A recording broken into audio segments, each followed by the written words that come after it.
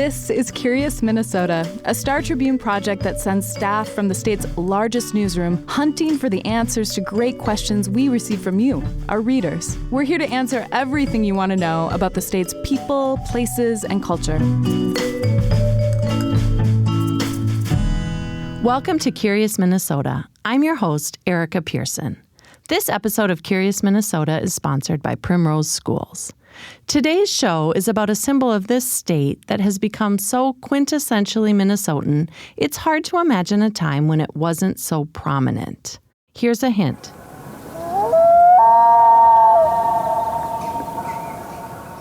Yes, I'm talking about our state bird, the loon. It turns out that decades ago, when Minnesota asked school children to vote on a state bird, the loon was far from their top choice, and its path to become our symbol had a lot of twists and turns. This question came to us from a 10-year-old named Seraphine, who's from St. Paul. She submitted it during the state fair last August at the Minnesota Star Tribune booth. Here she is. What made the loon the Minnesota state bird? Thanks so much to Seraphine for this great question. I'm here today with my colleague Kevin Dukeshire, who delved into the history of how the loon came to be Minnesota's state bird for Curious Minnesota. Thanks so much for being here, Kevin. Good to be with you, Erica. So to start, tell us a little bit about your job at the Star Tribune and what drew you to take on this question. Well, I've been here for a number of years. I've been a reporter for the most part, covering politics, the legislature, several county governments, St. Paul City Hall. And in the last few years, I've been a team leader and an editor. And it turned out for this story that actually your legislature experience came in handy. What led you to look into the loon? Well, I've enjoyed doing a few Curious Minnesota pieces for our Sunday feature, and this question popped up. And I decided that I would take a look. The question was pretty basic. Why is the loon the state bird? And it seemed like it would have been a pretty simple answer. But as I discovered it, and as you suggest, I went back in the legislative history, and it wasn't quite so simple as I'd thought. What is it about the loon, do you think, that makes it so distinctive? Well, first of all, its appearance. It's a very distinctive bird with the black plumage speckled with white. It's got Morocco red eyes. It's got the black beak. It's kind of a top-heavy bird. It works very well on the water, not quite so well on land. And, of course, the thing that people remember most about the loon is the wail that it produces on the water. And it's the sound of the wilderness, and it seems like it's very Minnesota. I agree.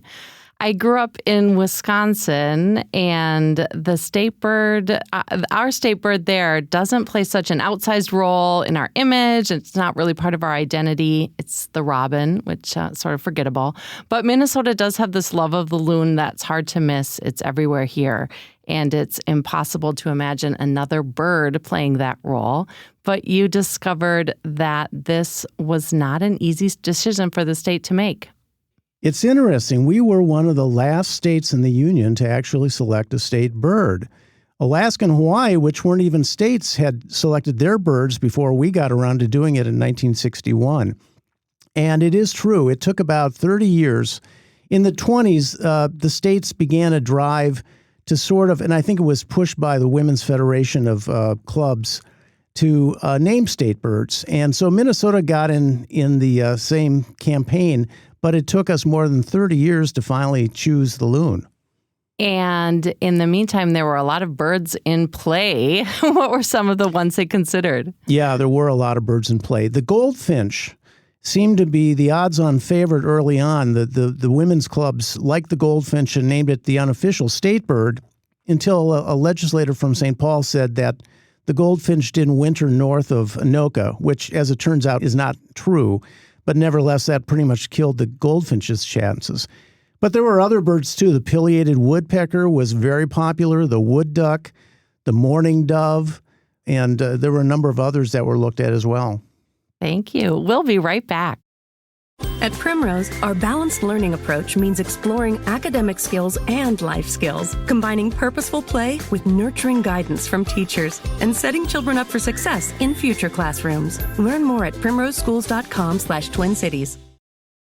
And we're back. Okay, so you wrote that Minnesota leaders decided to really focus on making a decision about a state bird in 1949.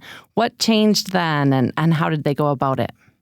Well, what happened was the legislature finally decided, okay, we'll name a commission of people to nominate 20 candidates for state bird, and then we'll let the state's school children decide which one of those should be the bird.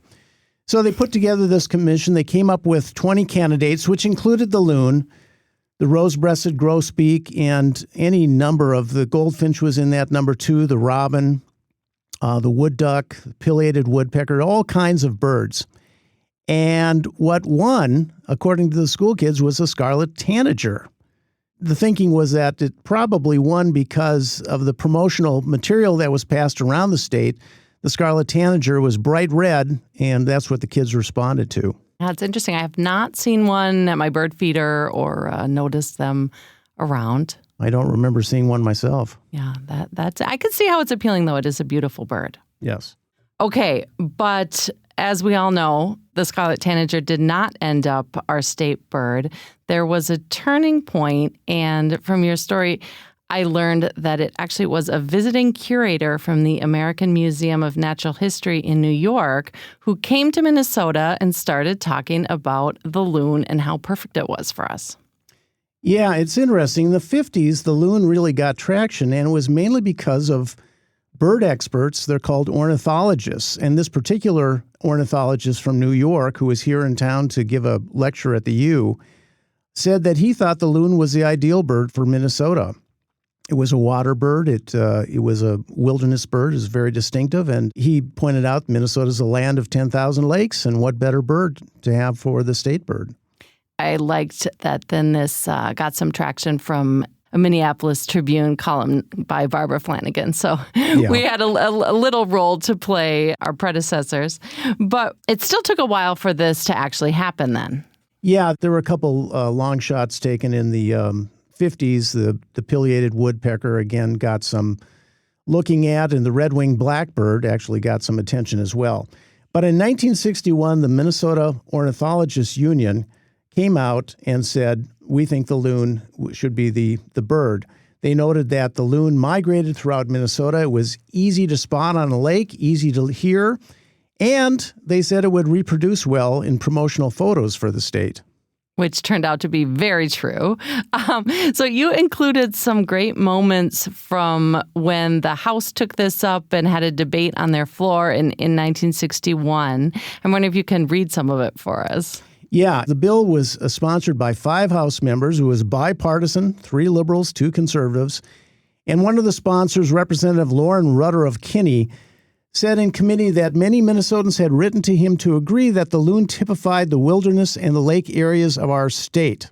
And then Representative Reuben Wee of Ballatin got up. He was a big supporter of the robin.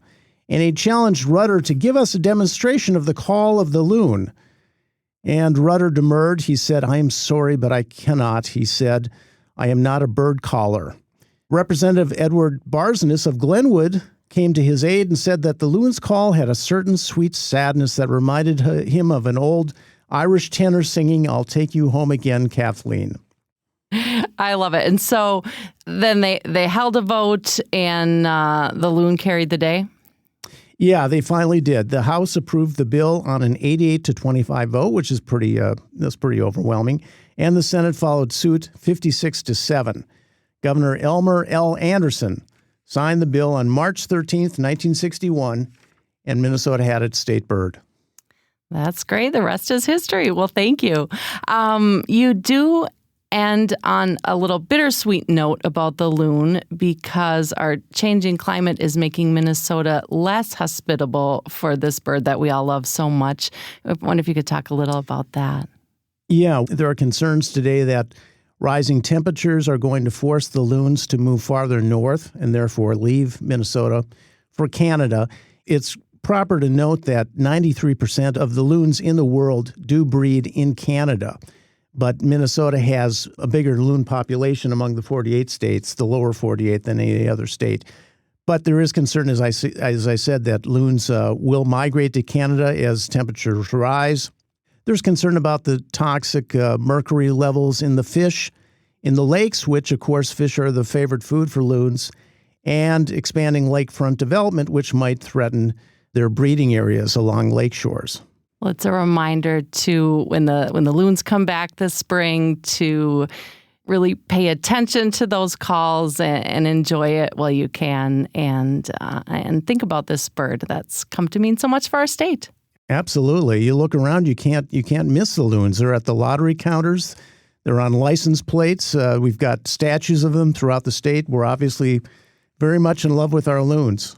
Well, thanks so much. And that's it for today's show. You can read all of our Curious Minnesota stories online at startribune.com/curious. And thanks so much to Kevin for joining us. And as always, to Matt Gilmer for editing this podcast. If you've got feedback for us or a question you'd like us to answer, send us a note at curious@startribune.com. Thanks for listening to Curious Minnesota. We want to hear from you. Ask questions and read more stories online at startribune.com/curious. Our show is recorded at the Star Tribune's headquarters in beautiful downtown Minneapolis, and our music is produced by Matt Gilmer. If you like the show, please rate us on iTunes or leave a review. And until next time, stay curious.